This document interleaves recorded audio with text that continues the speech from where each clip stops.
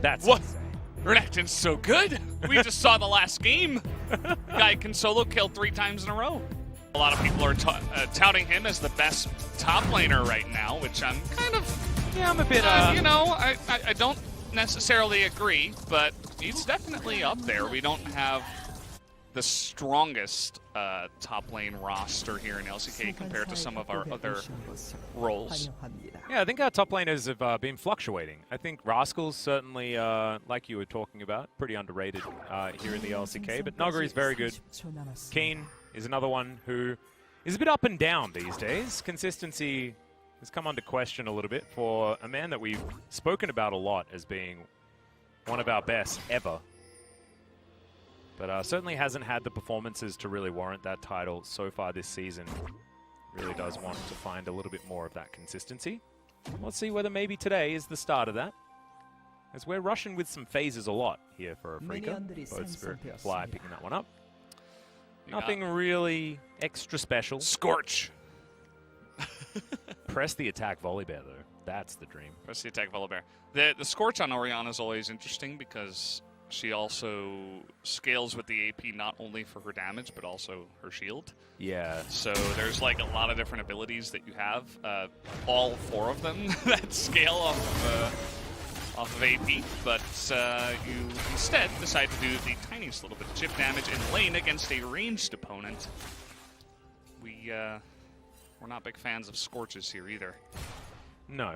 Well, Canna hasn't actually played the Lucian top yet, so maybe he'll show us something different. And Keen is like the one top laner that I see him pick, like Aurelia, Akali, super aggressive melee champions that aren't fantastic in lane, and I'm like, okay. Yeah. Yeah, sure. Yep. You know, I get it. It's you, it's Keen. Whereas pretty much everybody else, I'm like, oh, I don't know. I don't know about that. And Teddy also hasn't played Senna yet, which is interesting. Just hasn't been one of his picks. T1, of course, were heading towards things like, all right, bit of a trade towards the bottom side, as Ben is going to soak a lot of that damage with his Aftershock. But yeah, no, Teddy's been more leaning to Xayahs and things like that when the champion pulls a little bit pinched. Not necessarily going towards the Senna. So let's see how he does in this lane. He is going to be the one farming. Now see a few different variations of Senna.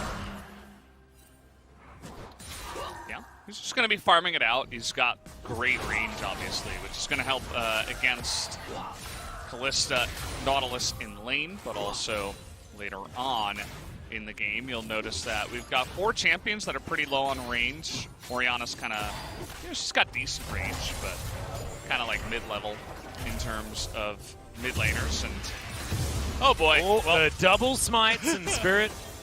A little bit too late on that one. Sorry, a little bit too early. As Canna is going to shove this minion wave in. By the looks of things, Keen is going to be pretty comfy with the CS margins. Even able to grab that one with his backflip. This is part of the reason. He knows how to pilot a lane that is a losing. Oh dear, the bubble comes in. That's a very easy cleanse. Comes out. Closer already with a bit of a lane advantage. As another dredge line is actually peeled through. Teddy's ignited already. The heal has to be traded. There's now Mystic trying to bounce around this lane. They do have the sustain though. And there is effort with the re-engage. Mystic might have been able to create enough distance, but the exhaust comes forward and he has to flash. Ben is going to die, and Teddy gets revenge instantly from that initial engage. All 4 summoners in the bottom side blown by Afreeca as they desperately try to kill the Senna, who kept her flash, by the way, on top of everything. And you could see that the trade, it kind of like changed in terms of attitude halfway through, where originally the T1 bottom lane was on the run, trying to get out of there as much as possible, but then probably getting the call from Cuz that he was coming down. They wanted to go for the re-engage. Kalista had taken a lot of damage, so able to trade that one back. Ben essentially giving his life for the Kalista, as it all starts off with a great hook here, actually, by Ben, but we're able to turn it around because Cuz was coming down. And also, Effort was able to position really nicely, making sure that Teddy moved out of danger, threatening the stun there, and just a lot of damage potential after the Aftershock is down. Nautilus actually pretty squishy without his Titan's Wrath and the Aftershock. So punished. We'll see whether that means that T1 can snowball this bottom lane without any added pressure. And the bottom lane of T1 is really sticky. I mean, getting away from Leona is annoying enough, but you've got roots from Senna at the same time, which are, you know, if you've got a clean shot, you're probably going to hit it if there are no minions in the way and stuff like that. So you can chain a lot of CC together alongside of Volibear, who's incredibly fast and has CC of his own, alongside of damage. It makes for a deadly combo, as we did see down there. And now you can see Teddy and Effort holding onto this minion wave, as Mystic and Ben not with too many options. As the Sentinels are what Mystic's going to utilize his time for. As Effort just happy to block pierces so that these minions do just fall to the wayside and aren't going to be giving more money over. So somehow it's an 1,000 gold lead, purely based on that early play. And you can see Spirit hasn't been able to utilize the added space that he was given by that gank that Cuz threw out. Just Volibear farms a bit faster than Set. He's got some Swifty boots though, so Spirit is booking towards the bottom. He's going to be going up against double flash Leona Senna though, so it's not going to be an easy gank. And it's what we like to call sinning, you know, trying to force something that's pretty low probability. Obviously, they do have the Nautilus alongside of it, so maybe they can just 100-0 something, but I don't think it's too likely. As you can see that Teddy and Effort are already playing very safe, and look at Cuz in the enemy jungle. He's like, well, he's not at red. I have a ward down in the pixel brush there at Raptors. Closer, looking for Fly. He's going to flash in the 1v1. And you can see based on that health bar, he had to. He absolutely did, and Cuz... Oh, he's level 6. Oh dear. Okay, so flash on cooldown, but does still have the dissonance in order to speed himself up. Spirit now knows that he has to be here to save his mid laner, who does not want to lose all of this. That's the flash that he picked up, and Facebreaker is going to miss. Haymaker comes in to try and keep Spirit alive. They're trying to take them out underneath the turret, and they haven't even invested the Volibear ultimate yet. Yeah, and Spirit actually flashed away from that one, which is very confusing. He has no stats right now. He has boots, that's it. So obviously pretty squishy. At least he's got the grit, but trying to make a difference. He's not making too much just yet. I mean, Cuz has been all over Spirit. He's spotted him the whole way through. He also got the early gank off. Went into the enemy red, took the red, said, oh, Spirit's not here. He's probably bottom side of the map. Stay careful, keeps his bottom lane alive. And then comes over here, wins a trade in the mid lane 2v2, comes over and steals the blue. So the jungle set is not going to be feeling too good right now. You can see Mystic just trying to farm things out. You're exactly right. Spirit is basically out of it for the moment. Wants to get level 6 desperately and does at least do that, but they'll lose the dragon. They have no semblance of control towards the bottom side. As far as advantages, I mean, the biggest one is on the top side of the map, as you'd expect. You know, Illusion beating an Akali in lane 3-6 certainly was expected. I don't know when the lane is necessarily going to change around, but it may need Keen to get proactive, try and find himself some advantages elsewhere. It's just laning against Lucian is hard, as Effort's going to take a fair bit of damage, but Afreeca just don't really have anything to offer back. I mean, there's double longsword against Eclipse with quite a few points into it now. It's just not going to be a thing. Yeah. Mid lane so far looking good for Closer, obviously. We saw a lot of good trades there so far, getting the flash away. I was a little bit surprised that Cuz didn't go for the double turret dive with the flash down, but I guess yeah, right. If you don't know where Spirit is, that can be a little bit risky. But Volibear has that power, I believe. He's quite strong. He is an Ohm Wrecker and a bear at the same time, which is pretty scary.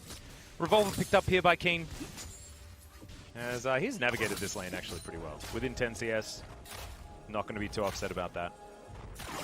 But I think it's what Cuz is doing to the jungle that's the biggest problem here for Afreeca. Effort coming over looking for a bit of a Herald play. It's pretty standard stuff at around 10 minutes in. But with their top lane priority and mid lane priority, I have a feeling there's not going to be much that Spirit can do. Although he is still going to head on over and see whether he can do it. Senna spotted underneath her turret as Mystic moves on over as well. Keen does nail the Shuriken backflip, but isn't actually going to go in or anything like that. Ben finally turns up, and they are going to disengage. T1 just thinking that it's not worth it. This kind of jumps over on top of that ward. But as you can see, Keen is more than happy just to farm out. The mini-wave doesn't really want to have too much to do with the Lucian. Hard plays, doing some work. Yeah, and I like that T1 are not just going all in on a reckless play and saying, okay, fight us, and if we lose, so be it. They're saying, no, we're going to wait until we're safe, until we get control, we push out our lanes, and then we're going to all group in, burst it down, or even rotating up Teddy, which can have mixed results based on how much you give away to the enemy AD carry. As here's an engage. Yeah, exactly. Effort taken down to about half as the snare does come through from Teddy. But 3-on-3, while Cuz is just taking the Rift Herald, is exactly what T1 wants. And Spirit gets here just a little bit too late. Does have the Showstopper available. He runs so damn fast, but he's now in between Canna and the Volley Bear, not where he wants to be. Ben's going to turn up, but the Dawning Shadow just tears him apart.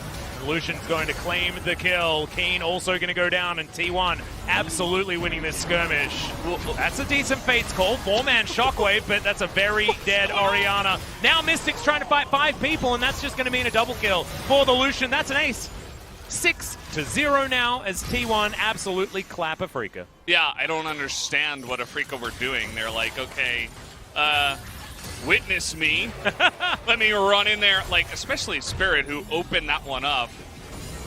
Definitely a player that I would describe as reckless, and certainly not the actual. Yeah, he's pro, not the pro player. The adjective, God.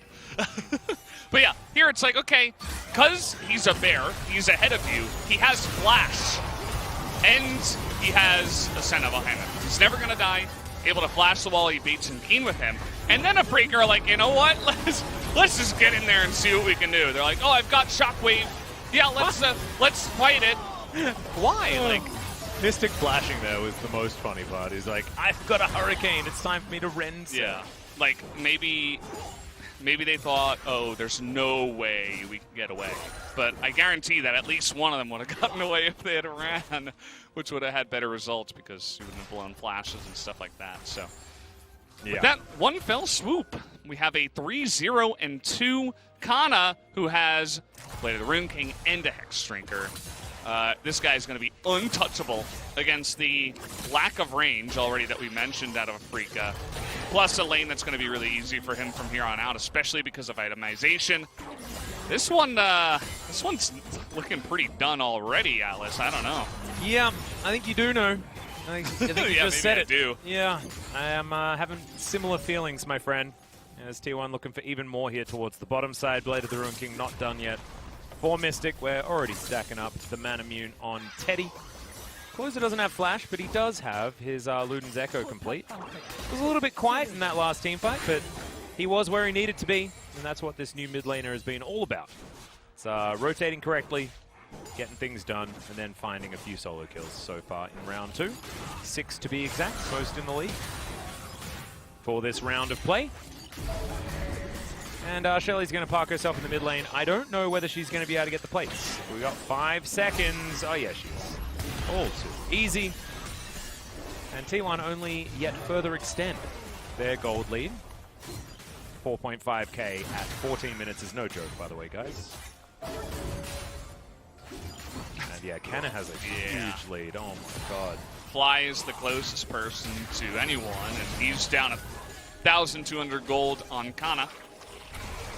And he did land a decent Shockwave. It was on 3, I thought it was on 4, but missed Canna. But yeah, this stage of the game, I mean, just doesn't do very much as Effort looks for the Solar Flare, finds the slow, but not actually the majority of the damage. Oh, what? My god, what? Dawning Shadow does so much damage if you hit it. We just don't get to see that many of them hit in the sweet spot. My god, Mystic just evaporated. I think Zoe was also bouncing around in there at the same time, so probably like couldn't get a Paddle Star, but it was probably like more sparkles plus hopping in the passive auto, and Definitely just a huge amount of burst damage, though, and it really highlights how far ahead they are at this point. Yep. Teddy, 100% kill contribution thus far. Certainly looking good on his first center game. Surprising that it's his first one. We are on pace for a perfect game, by the way. Ooh. No plates, no Rift Heralds, no anything right now for Afreeca. No kills, obviously.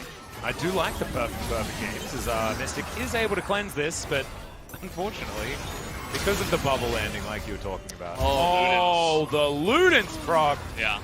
But still, Dawning Shadow did so much damage. I swear we don't see it.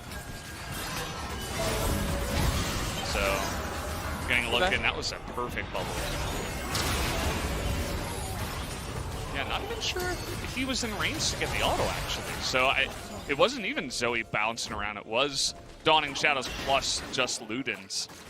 As, obviously, Kalista. I think it was a more Sparkles proc? Maybe? Like yeah. On top of it? Yeah, I think so. Yeah. Well, still, Kalista not very tanky, so just gets bopped immediately. Flattened, unfortunately. And now Keen finds himself 1v9 yet again. He is very used to this. It's not like it's a different scenario than the majority of other games. However, still bad news for Afreeca. We're now at 16.5 minutes, staring, like you were saying, down the barrel of a perfect game. And it's just not looking like it's getting better either, Valdez. Like, where are the comeback mechanics for Afreeca? I don't think there really are any, unless Spirit finds the perfect engage. They've got a lot of CC, but at the moment, they have absolutely no damage whatsoever. Yeah. Spirit's still like, I mean, yeah, Canna took a turret shot or two, but Cuz wanders in, wanders out. That gank is so free, by the way. Like, Volibear is pretty insane with Nimbus Cloak because you can just go in and smite one person and you become insanely fast. To the point of, like, you can overcommit underneath the enemy turret and still be out of there, no problem. Well, Ben engaged onto Effort, and the Dawning Shadow and plus Closer is going to be a lot of damage there. Closer goes golden with his stopwatch. Keen exhausted for a moment, but he's going to look for the Zoe and will find him with that flash and the perfect execution. Now Mystic's flashing also. He's safe for the minute, as now Canna's trying to fight this one back. It is 1-for-1 as the dust settles, but you'll take a mid laner over a support, and Afreeca still looking for a reset, as Cuz now wants to punish Spirit one more time. Not going to get that shield or the damage, as this set is just a little bit too fast. But good fight back there for Afreeca, trading 1-for-1, definitely high value, and that's what happens sometimes when King gets involved. Yeah, I was about to say before this all opened up that, you know, Keen is the one person who can really do some crazy things, and he's kind of one that spares the blushes of his jungler and mid lane a lot of the time, as this was just a little bit, you know, nobody can save this one. As Ben making a little bit of a mistake, but a really nice shockwave plus Keen getting in there, and waits for his moment, flashes, R2 gets in there, picks up the kill. Very nice. Cuz overextending a little bit, but he's Volibear, so he's able to get out. And all in all, just amounts to a 1-for-1, but you're giving Keen a kill, and he finishes that Gunblade with his, you know, originally stunted build with the arm guard. As a sexy sidestep, but this is going to be a lot of damage. Yeah. All right. Closer does some damage with his double pen, as well as the Ludens. Now, if he was to be a true scholar, he would build Rabidons. But I don't know whether he will be. Do it. They're from the... Orma dies, but he doesn't have a Dark Seal. He needed that. Maybe he's not at that confidence level just yet. As here's the engage from Afreeca one more time, but Effort's just happy to be engaged on.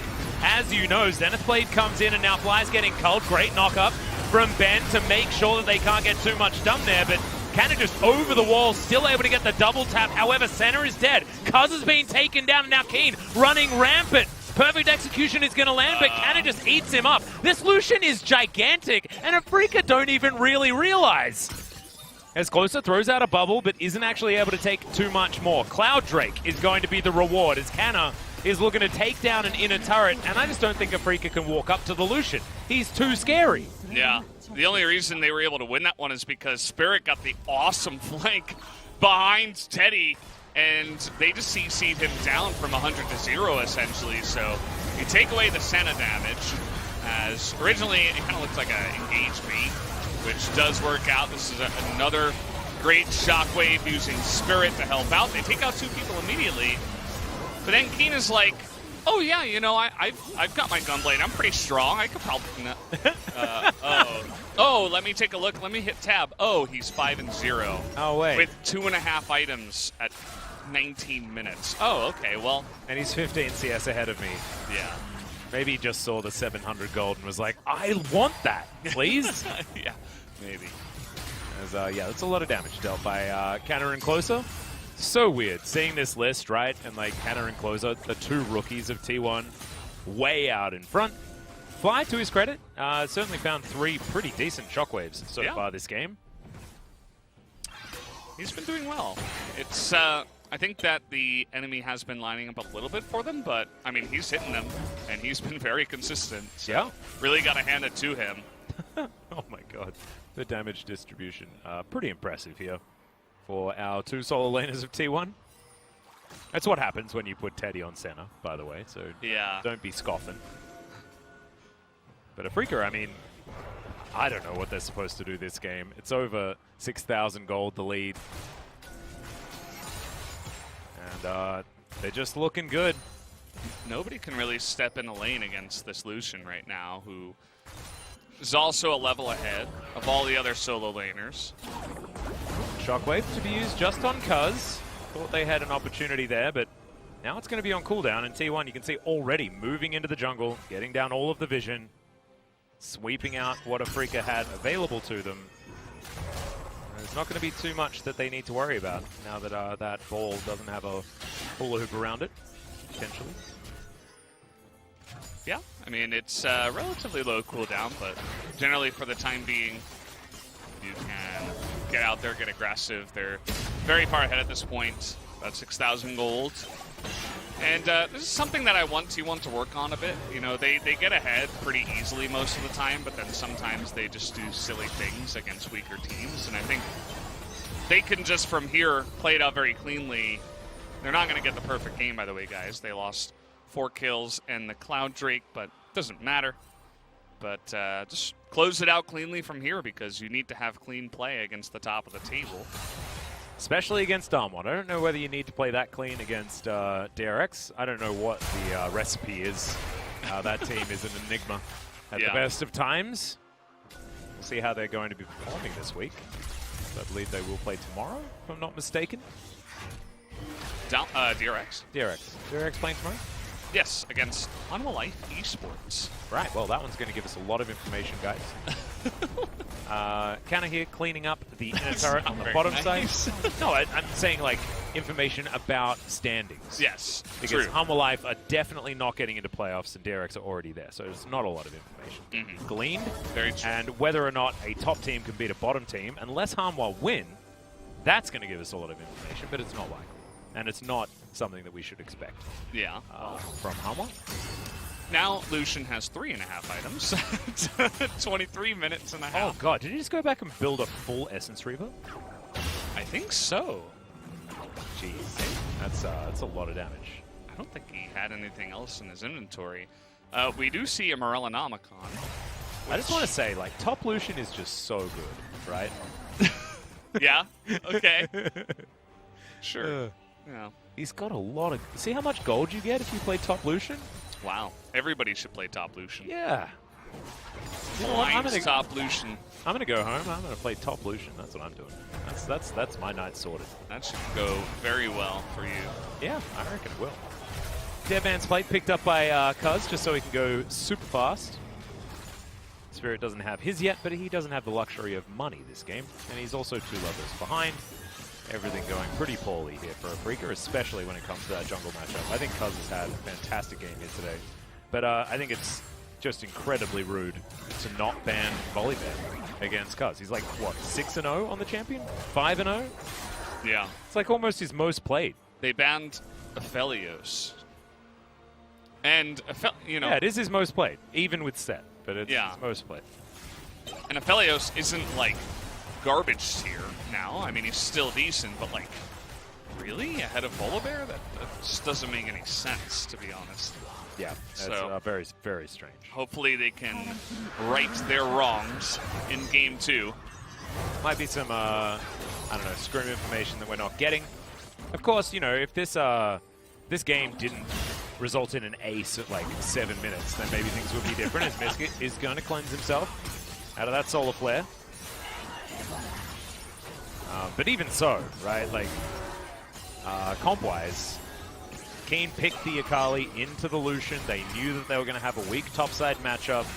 They knew that Cuz was going to have the run of the map, and yet they still fell into this trap around the Rift Herald that they probably should have known. They didn't really have too much of a right to take, as Morellonomicons completed on both mid laners, both of them sitting out of their minds.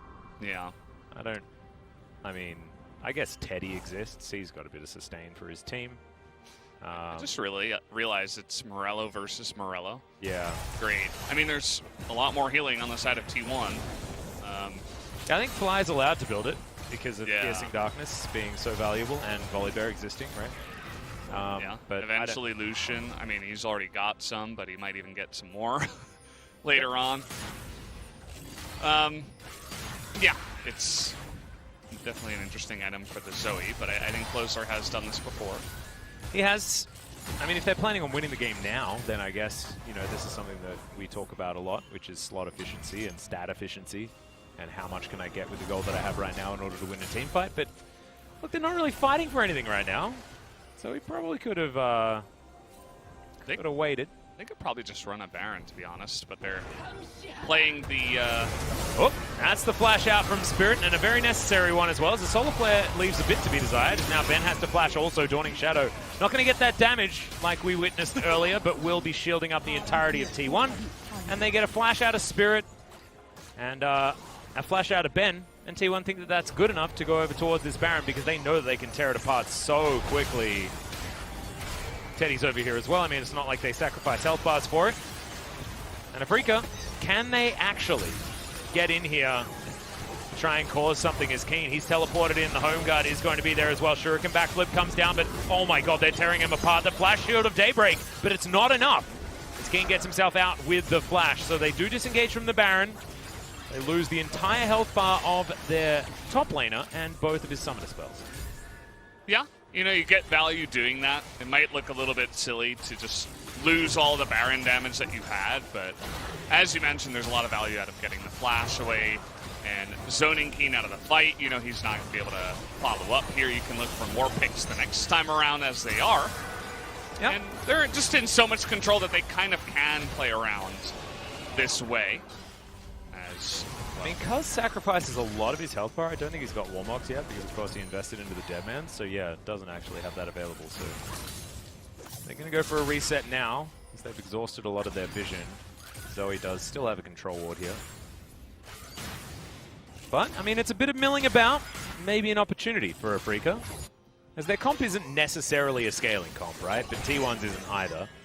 Senny, you could say, infinitely scales. But, they don't really have... I mean, they do have a front line, but it's relatively short range, and Akali should be able to get into the back line and avoid the burly ones. As Fly's AoE is going to be very, very powerful as the game continues. But however, it still feels like T1 are too far ahead. yeah, we're kind of in that spot where T1 they're going back to their old kind of habits, which they're not bad habits. They're just the way that T1 likes to play, which is extremely safe, making zero mistakes, trying to make sure that they end this one out as cleanly as possible. Yep. It's a little bit different from teams like Diamond and DRX that kind of just throw caution to the wind, as here we go. Yep, there's the Zenith Blade. Oh dear, Ben is going to eat the whole culling and just get popped. Goodbye, Spirit.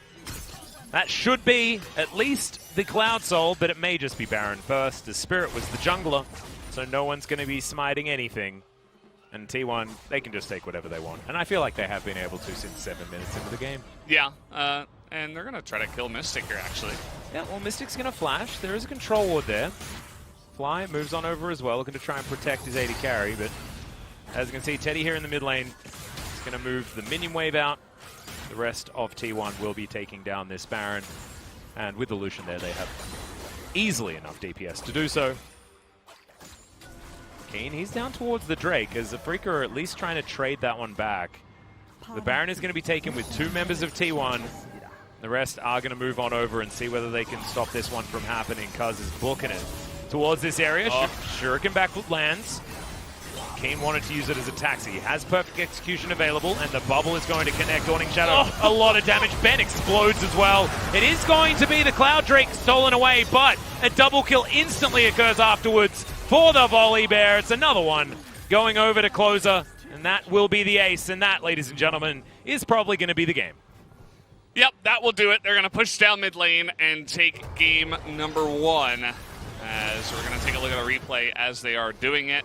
This is how Ben loses his entire health bar to 1 Lucian. I believe he's also in Stoneplate, by the way, so literally 0 that he could do at that moment in time, and here's the push. Yep, this should just be the game. I mean, Ben's going to respawn, but we saw he's made of butter, guys. He's just not the big daddy that we expect. From the Nautilus, he's being shredded down. There's the showstopper, but the show's over, Spirit. I'm sorry. You're going to have to go home. Not yet. You've got another game to play, at least, but the Nexus doesn't. It's going to fall. Fly, you might need to pay attention to the culling, even though you're on your fountain. It's still not safe here on Summoner's Rift.